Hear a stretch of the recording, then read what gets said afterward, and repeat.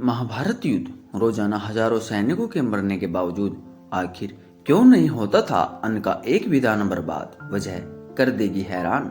पौराणिक कथाओं के अनुसार महाभारत के युद्ध में करीब 50 लाख से अधिक लोगों ने हिस्सा लिया था।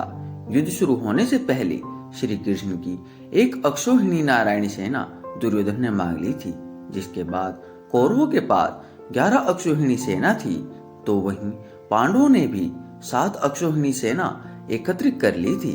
अब सबसे अहम सवाल यह उठता है कि इतनी विशाल सेना के लिए युद्ध के दौरान भोजन कौन बनाता था और इतने लोगों के भोजन का प्रबंध कैसे होता था।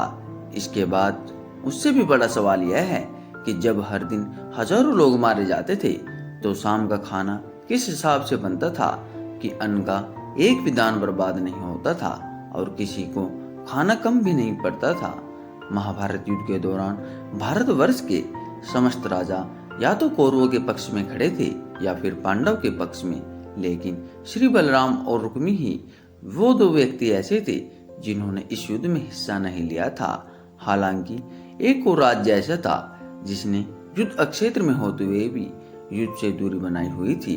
वो दक्षिण भारत का राज्य उडुपी था। उडुपी के राजा ने श्री कृष्ण से कहा है, माधव, दोनों ओर से जिसे भी देखो युद्ध के लिए व्याकुल दिखता है, किंतु क्या किसी ने सोचा है कि दोनों ओर से उपस्थित इतनी विशाल सेना के भोजन का प्रबंध कैसे होगा। तब इस पर श्री कृष्ण ने कहा कि आप बिल्कुल सही सोच रहे हैं, हालांकि आपके पास अगर कोई योजना हो तो बताएं।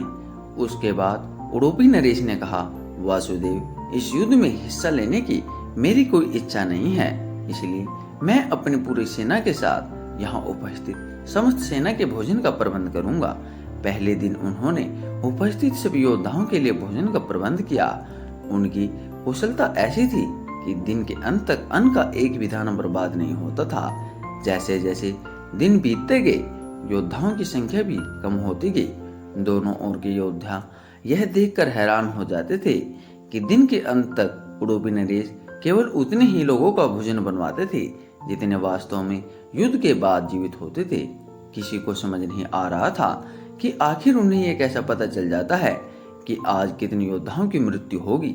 युद्ध की समाप्ति के बाद युधिष्ठिर ने उडुपी नरेश से पूछ ही लिया कि आप इतनी विशाल सेना के लिए भोजन का प्रबंध किस प्रकार करते थे कि अन्न का एक भी दाना बर्बाद नहीं होता था, और आपको रोजाना इतने सैनिकों के मरने के बाद कैसे पता चलता था कि आज कितने सैनिकों का खाना बनाना है।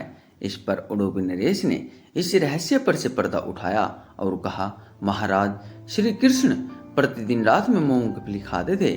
मैं प्रतिदिन उनके शिविर में गिनकर मूंगफली रखता था और उनके खाने के पश्चात गिनकर देखता था कि उन्होंने कितनी मूंगफली खाई हैं।